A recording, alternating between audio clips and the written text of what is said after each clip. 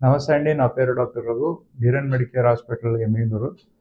మనం ఈరోజు ఒక ఇంట్రెస్టింగ్ కేస్ గురించి మాట్లాడదామండి.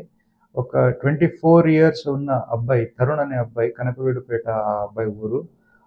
ఆయనకి దురదృష్టవశం రోడ్డు మీద పోతున్నప్పుడు, బైక్ మీద పోతున్నప్పుడు రోడ్డు ప్రమాదం జరిగింది. రోడ్డు ప్రమాదం జరిగినాక తొడ ఎముక ఇరిగింది.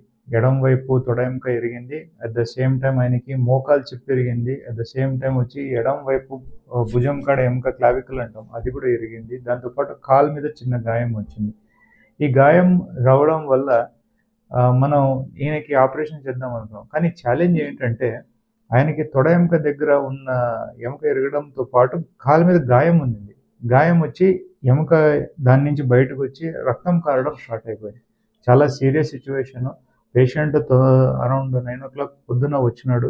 వచ్చిన వెంటనే షాక్లో ఉన్నాడు. దాని నుంచి బయటపడడానికి మేము ఫ్లూయిడ్ రిసస్టేషన్ చేసినాం, గాయం కడిగిచ్చేసినాము, పేషెంట్ రిలేటివ్స్తో మాట్లాడినాము. మాట్లాడి మధ్యాహ్నం 12 గంటలకల్లా ఆపరేషన్ అయిపోగొట్టి పేషెంట్ని స్టెబిలైజ్ చేసుకున్నాం. అంటే నేను చెప్పడం ఏం చెప్తున్నానంటే, రోడ్డు ప్రమాదంలో వచ్చి జనాలు యాక్సిడెంట్కి గురైనప్పుడు వెంటనే మనం ట్రీట్మెంట్ అనేది స్టార్ట్ చేస్తే పేషెంట్కి కోమార్బిడిటీగా, అంటే మనకి దెబ్బ తగిలి ఆయనకి హైపోవోలెమిక్ షాక్లు పోవడం దాంతోపాటు ఆయన బయటపడే అవకాశాలు ఉన్నాయి. సో వెంటనే ట్రీట్మెంట్ చేయడం అనేది ఈ ప్రజలందరూ గుర్తించాలా అనే సూచనతో నేను సెలవు తీసుకుంటున్నాను. థ్యాంక్ యూ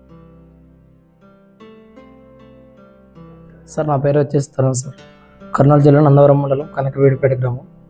ఇక్కడ వచ్చి నాకు ఒక ఫీల్డ్కి పోతుంటే యాక్సిడెంట్ అయింది సడన్గా. నాకు వచ్చి తొడ విరిగింది. ఇక్కడ ఎక్కడ పోవాలో హాస్పిటల్కి తెలియక నేను ఒక మెడికల్ హాస్పిటల్ రఘుసార్ దగ్గరికి వచ్చినాను. కానీ ఇక్కడికి వచ్చిన వెంటనే నాకు ఏ సదుపాయాలు కానీ అన్నీ అవైలబుల్గా ఉన్నాయి. నాకు తొందరగా ట్రీట్మెంట్ చేయడం కానీ, నాకు ఆపరేషన్ చేయడం కానీ అన్నీ క్లియర్గా ఉన్నాయి. ఇక్కడ ఇంత పట్టించుకుంటారని నేను ఏ రోజు అనుకోలేదు. ఇంత జాగ్రత్తగా చూసుకున్నందుకు రఘుసార్ థ్యాంక్ యూ.